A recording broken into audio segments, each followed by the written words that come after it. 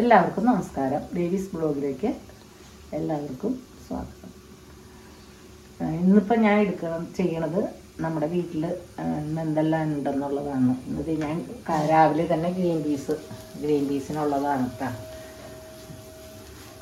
റെഡിയാക്കുകയാണ്.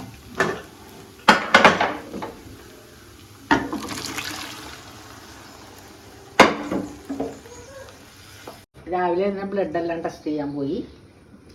കൊളസ്ട്രോളും ഷുഗറും ഒക്കെ ഒന്ന് ഇടയ്ക്ക് ചെക്ക് ചെയ്യാൻ പോകാറുണ്ട്.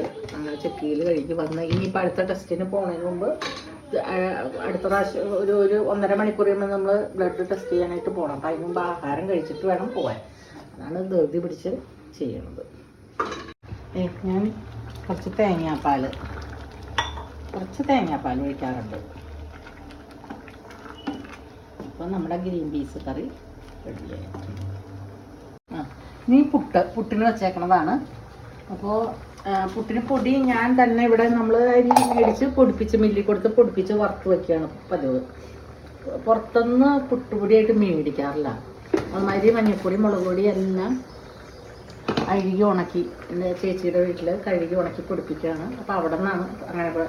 അല്ലാതെ കടകളിൽ നിന്ന് സാധാരണ പൊടികൾ അപൂർവം ചിലപ്പോൾ അങ്ങനെ മേടിക്കുള്ളൂ. അങ്ങനെ മേടിക്കൽ കുറവാണ്. അവിടെ നിന്നാണ് ഇതെല്ലാം ഞങ്ങൾ മേടിക്കുന്നത്. സ്വന്തമായിട്ട് കുറേയൊക്കെ മാക്സിമം പറ്റാവുന്ന എല്ലാം ഞങ്ങൾ സ്വന്തമായിട്ട് ചെയ്യുകയാണ് ചെയ്യുന്നത്. പിന്നെ എൻ്റെ ചേച്ചിയുടെ മോൻ മഞ്ഞൾപ്പൊടി മുളക് പൊടി അങ്ങനെ എല്ലാ സാധനങ്ങളും, മല്ലിപ്പൊടി അങ്ങനെ ഗരം മസാല അങ്ങനെ എല്ലാ സാധനങ്ങളും മേടിച്ചു കൊണ്ടുവന്ന് കഴുകി ഉണക്കി പൊടിപ്പിച്ച് കൊടുക്കുന്ന ഒരു ബിസിനസ്സാണ് പുള്ളിക്കാരന്.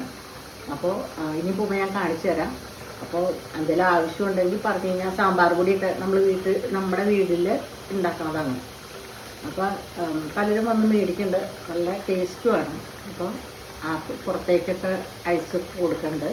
അപ്പോൾ ആർക്കെങ്കിലും വേണമെങ്കിൽ ഞങ്ങളായിട്ട് ബന്ധപ്പെട്ട് കഴിഞ്ഞിട്ടുണ്ടെങ്കിൽ മാക്സിമം എത്തിച്ചേരാൻ ശ്രമിക്കാം.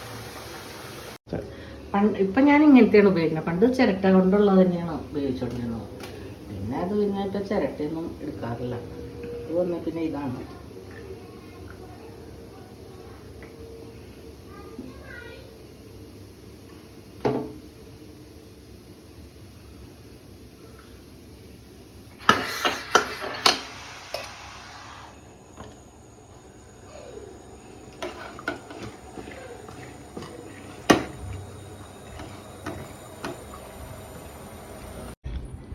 ഗ്രീൻ പീസ് എടുത്ത് കഴിക്കാൻ പോകും. വേറെ നേഷം കഴിക്കുന്നുണ്ട്, 5 കഴിക്കുന്നുണ്ട്. ദേവി കഴിച്ചു. കട്ടൻ ചായ, അതിനോടൊക്കെ കട്ടൻ ചായ.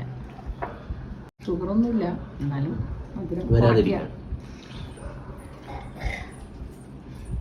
ഷുഗർ വരാതിരിക്കാനല്ല, ഭയങ്കര വണ്ണം വയ്ക്കുന്നു. മധുരമൊക്കെ കുറച്ചൊന്നും വണ്ണം കുറയ്ക്കാൻ നോക്കാം.